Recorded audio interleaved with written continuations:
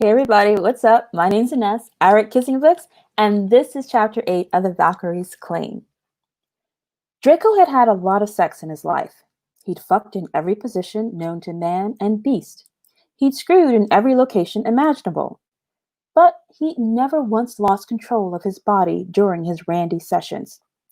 He'd had some powerful orgasms in his life, spasms that made his toes curl, his balls deplete, and his eyes roll back. All those were a pale comparison to what he was feeling now. Every nerve ending in his body had exploded. He was left in tatters on the bed. Not a single piece of himself was recognizable. But that wasn't the mind-blowing part. As the shakes and shivers of his orgasm died down, he was left feeling utterly content. There was no emptiness that needed filling. No anxiety to find someone else with whom to do it with again. As he sat on his bed, holding Reagan to him, he felt entirely at peace. His dick was still hard, eager for round two, but he knew he needed to back off. She'd been a virgin only a few minutes ago. She'd be sore. And besides, he wasn't sure she wanted another go with him. Her curiosity was settled now. She'd had sex. Mind-blowing, amazing, life-changing sex. She might not care to repeat the experience ever again, which would be a travesty to Draco, as he only wanted a repeat performance with her. In fact, he couldn't even fathom performing with another female again. Reagan's breathing was ragged now. Perhaps she hadn't had the same mind-blowing experience. Perhaps she was in pain. Few women found their first time to be pleasurable. Draco pulled away to search out her face.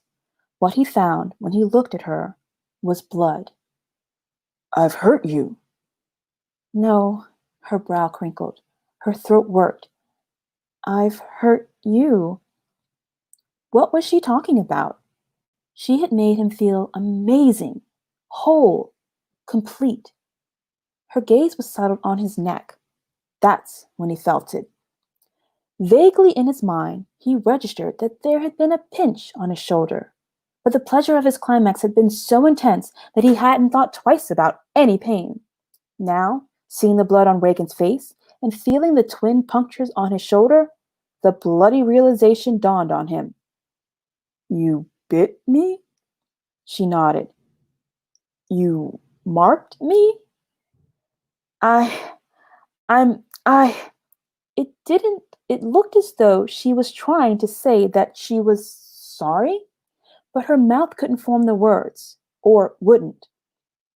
"I did," she said finally. "I bit you." She swallowed hard and lifted her chin. It was an adorable move. Draco would have been utterly charmed by it. Except, what did this mean? "Did I hurt you very much?" she asked. There was no pain. The spot tingled like a fizzy drink he'd once tried from beyond the veil.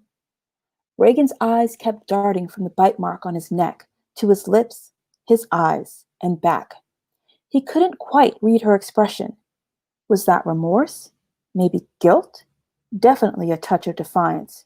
She was a Valkyrie after all. "Why did you bite me?" Draco asked. "I don't know." For the first time they'd met, likely the first time in her life, she looked vulnerable. Reagan looked him straight in the eyes. He wasn't sure what she was searching for. She need only ask and he'd give it to her, whatever it was. "That's not entirely true," she said after a long moment. Draco waited. She was still in his lap. He was still inside of her, though he had softened. He knew he should lift her off him. The longer they stayed like this, the sore she'd be for it. But he couldn't bring himself to part from her. "Something inside me," she began and stopped.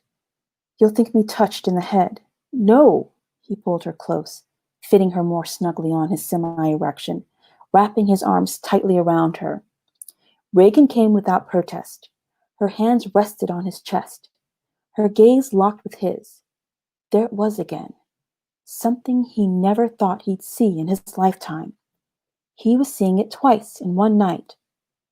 vulnerability within a Valkyrie. A voice in my head told me to do it, she said. It insisted you were mine.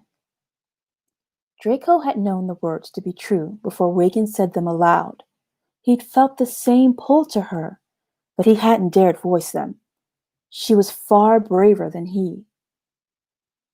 When a dragon takes a sacrifice, he said, he marks her to warn off others.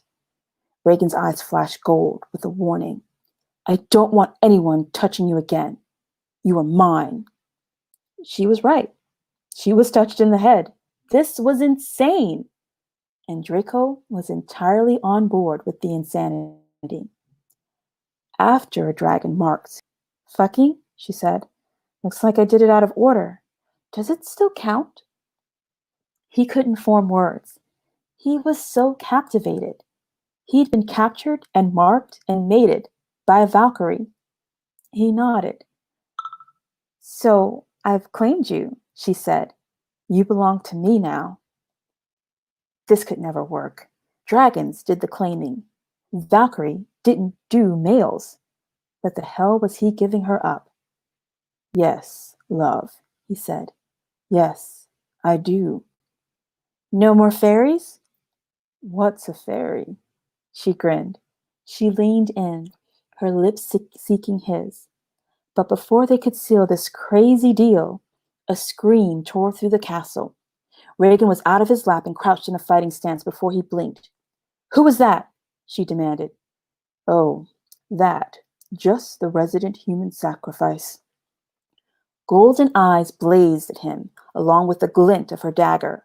Instead of fear, Draco was once again turned on. But he'd have to do some sweet talking quick, because his new mistress and her ire and her dagger were aimed at his jewels. You took a sacrifice? Stay tuned for Chapter 9